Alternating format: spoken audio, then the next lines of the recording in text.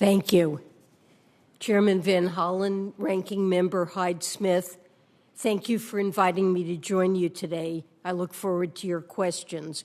But first, I want to briefly discuss the state of our economy and the state of the Treasury Department, because I believe one depends on the other.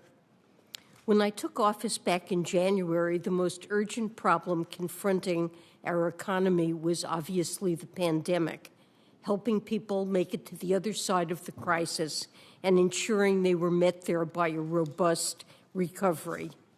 Thanks to this Congress and its passage of the American Rescue Plan, I believe we're well on our way toward that goal.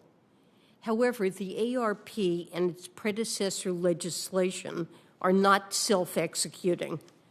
As you know, in order for relief dollars to effectively reach their intended targets, we have to stand up and manage new federal programs.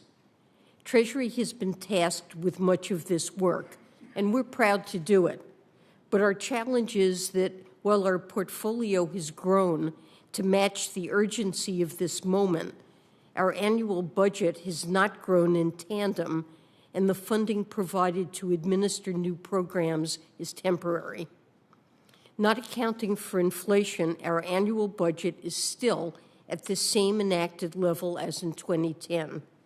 And critical policy offices like domestic finance, economic policy, and tax policy have seen their budgets cut by as much as 20% since 2016. The mismatch is very stark when you take a moment to scan the new bodies of work we've undertaken.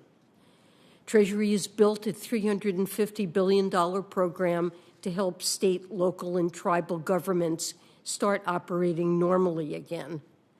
The CERTS program will provide $2 billion to bus and ferry companies. There are two separate multi-billion-dollar programs to help people pay their rent and mortgages. And of course, Treasury administers economic impact payments.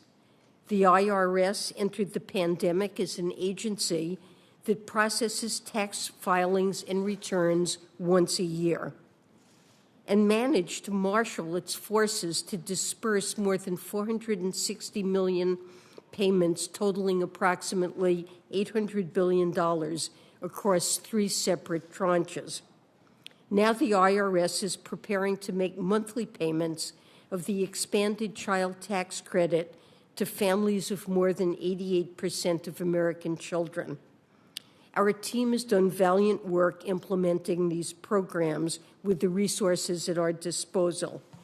But we cannot continue to be good stewards of this recovery and tackle the new bodies of work that Congress assigns to us in the years ahead with a budget that was designed for 2010. Our administration has released its formal budget, and there are several critical areas where funding is needed. For instance, the Financial Crimes and Enforcement Network, FinCEN, is tasked with building a massive database that collects and secures beneficial ownership information. But Congress has not yet provided any funding to do it. Then there are the community development financial institutions.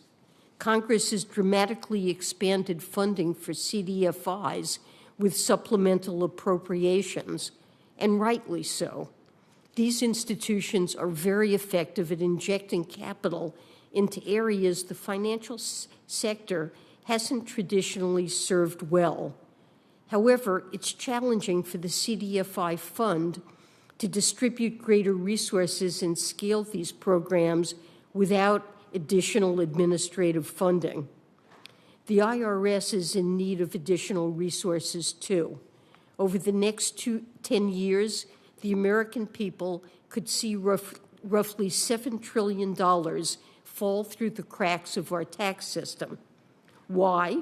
Because many of the country's wealthiest taxpayers do not pay their full tax bill, and the IRS is not nearly staffed up enough to ensure compliance.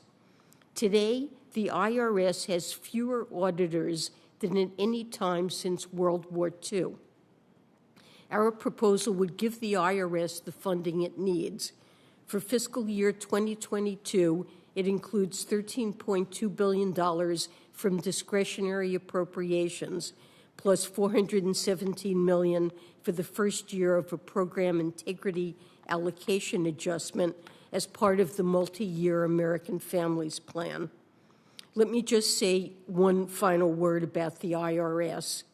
Many of you have expressed concern about the recent ProPublica report. I am deeply troubled by it as well, and it's important to stress that an unauthorized disclosure of taxpayer information is a crime, and that it has been referred to the FBI, federal prosecutors, and Treasury Department oversight authorities. We don't yet know what occurred, but all is being done to get to the bottom of this criminal activity, and we will be sure to update you as we learn more. With that, I'm happy to take your questions.